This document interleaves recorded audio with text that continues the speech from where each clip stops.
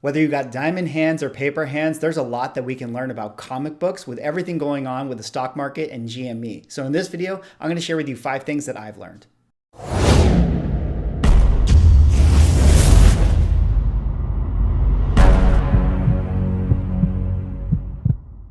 Ladies and gentlemen, welcome back to another video with Swaggle. And in this video, I'm going to share with you 5 things that I've learned with regards to comic books about everything going on as it relates to GME and the stock market and everything, pertaining to Wall Street bets and what's going on with this whole crazy news cycle. Because there's a lot of interesting parallels that I sort of see with that movement in the stock market and how we can maybe help it inform us for, our favorite hobby, which is comic book collecting. But before I get into that, if you guys could drop me a like or a comment or subscribe if you're enjoying my content, use those diamond hands, do one of those things, support the channel, and I would really, really appreciate it. And do one of those things, that'd be great. All right, with that being said, let's get into this video here today. And for those who don't know, I'll try to summarize really quick, but GameStop, known as GME with their, listing on the stock market, the brick and mortar store that sells video games, their stock price recently has been absolutely exploding because of a movement started on Wall Street Bets, which is a subreddit, in order to, kind of stick it to hedge funds on Wall Street that have been trying to short the GameStop stock. So, if you guys don't really know too much about it, I'm not really going to, explain the whole situation. Go, search a video. There's plenty of them online. Do your own research. But needless to say, GameStop as a stock has been absolutely exploding and people have been chasing it, but it's been going up and down and crazy, and there's all this volatility in the market. And I thought it was really interesting because to me, this feels like, a super, super hot spec book that has entered the comic book industry. And so I kind of wanted to talk about, 5 things that I've kind of learned with, watching everything going on with the market, looking at it in terms of how the stock has moved and talk to you guys about it and see if we can sort of learn anything for comic books. All right. So that said, I broke down, 5 things that I've learned, and I'll just kind of get into it. And, to start us off with here, my first thing that I learned. All right. The first one is going to be value is based in belief. Value is based in belief. Okay, so what do I mean by this? Well, you can use all these metrics and say all these things about a company makes this much money and therefore their stock should be worth this because, XYZ, blah, blah, blah, blah. And you can use all these analytics. And similarly to comic books, you can say there's only 10 copies of this comic book and it's super, super scarce and has this first appearance and this character and this significant moment and yada, yada, yada, yada. And you can have all of these metrics to price what you think is the value of a book. But at the end of the day, the value is only based on the belief that people have in that property, in that book. So with GME, it's people don't really care that this brick and mortar store is, a sort of a company that's sort of on the way out, that this, company really has no upside in terms of it earning more money, later on down the line. People don't really care about that. They're investing in it because they feel like it has value for what it says or for what it means onto the market, what it means to take on Wall Street. So when I think about this in terms of comic books, I think this is really, really, really interesting because every week we sort of get these new kind of spec books, or maybe we have new books that are come out at cover price and they enter your comic book store, and comic book stores decide that they're going to charge more than cover price because the book is so hot. I think of things like the Star Wars High Republic or The Last Ronin, things like that. And what this really means to me is books and comic books in our market and industry are based on the belief of their value.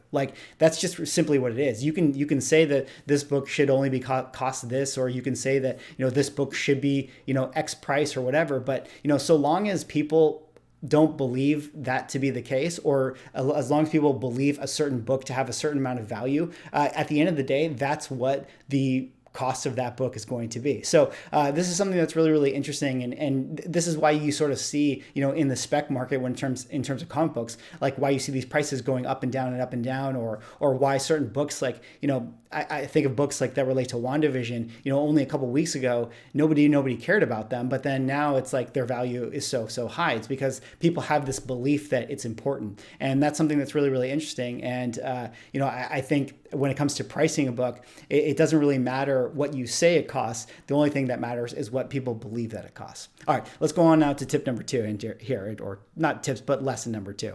Lesson number 2 that I learned here is the tail can wag the dog.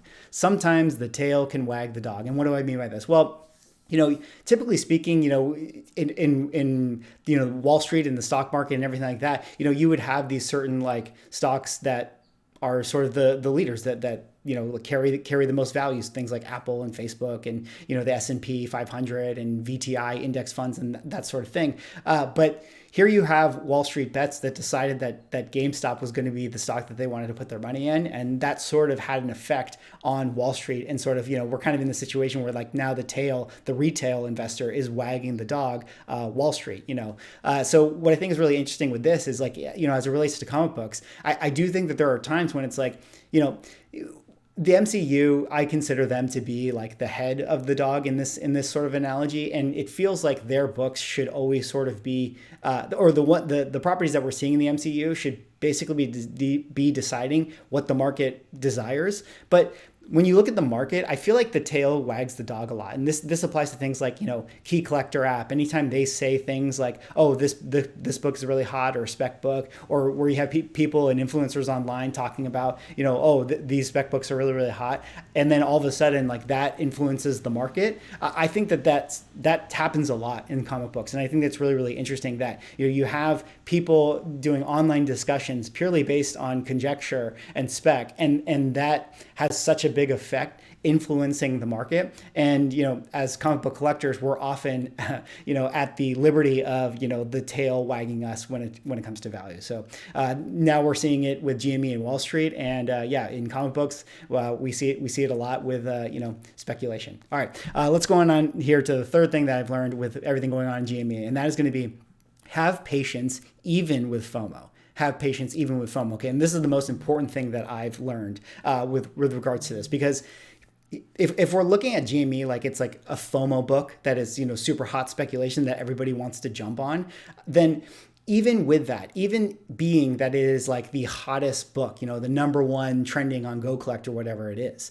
we're seeing the prices yo-yo up and down, huge spikes, huge losses, huge spikes again, huge losses. And I think what that suggests to me is that, even if you are someone who gets caught with FOMO for a certain book and you want to chase it, there are windows and opportunities still for you to find good deals on that book, even when you want to get it. So, as a big lesson for me, it's like, if you want to jump on a First Appearance of Monica Rambeau book because you feel like this is the GME, this is the hot book, I want to get it.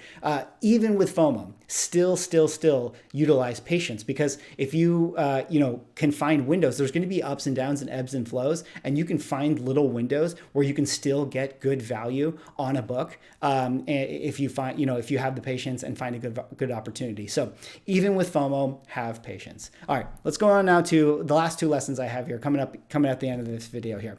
Number 4, speculation can be good for the market. Speculation can be good for the market. Well, with everything going on with GME, we're seeing a slew of new retail investors. People, you see news articles and blog posts every day of people saying like, this is the first time they've jumped into the stock market, and there's all this news and noise and hoopla, and people are all excited about this. Well, I think that overall, even if this is like, gonna come crashing down for a lot of people, and there's probably gonna be people who lose a lot of money with GME, overall, I think a lot of people are becoming educated to what's going on with the stock market, and a lot of people are, dipping their toes into investing for the very first time. And I think that that's generally a good thing. So as I relate it to comic books here, I think that speculation, with all the bad that it can have, and it can be annoying at times, I think with a active market that is constantly moving, where people, attribute the MCU shows to everything going on in comic book spec,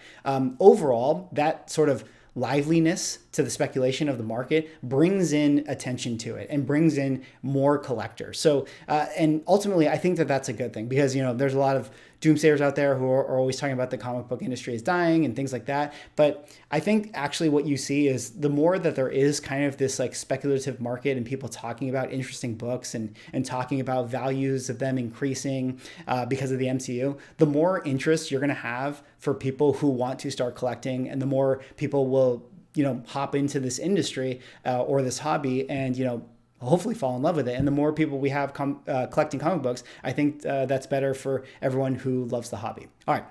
Let's go on now here to the last thing that I learned with everything going on with GME, and that is the most important, just like the STONK.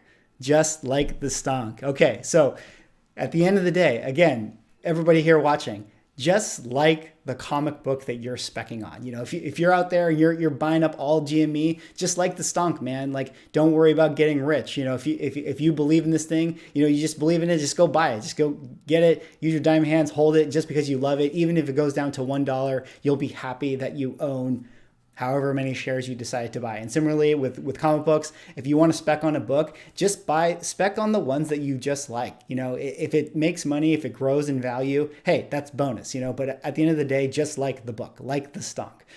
So anyways, that is all I have for this video. Crazy times we live in here with everything going on with GME and the stock market. These are some interesting sort of takeaways that I thought were interesting as they relate to, what's going on and how I can maybe apply them to comic book collecting. It is really, really interesting. We'll continue to see how this goes. And I don't know, let me know what you guys think. Like, have you guys been, using have you guys been investing at all? Or have you guys been buying GME? You guys have paper hands, you guys have diamond hands. What do you think about how it relates to comic books? Have you guys been learning anything?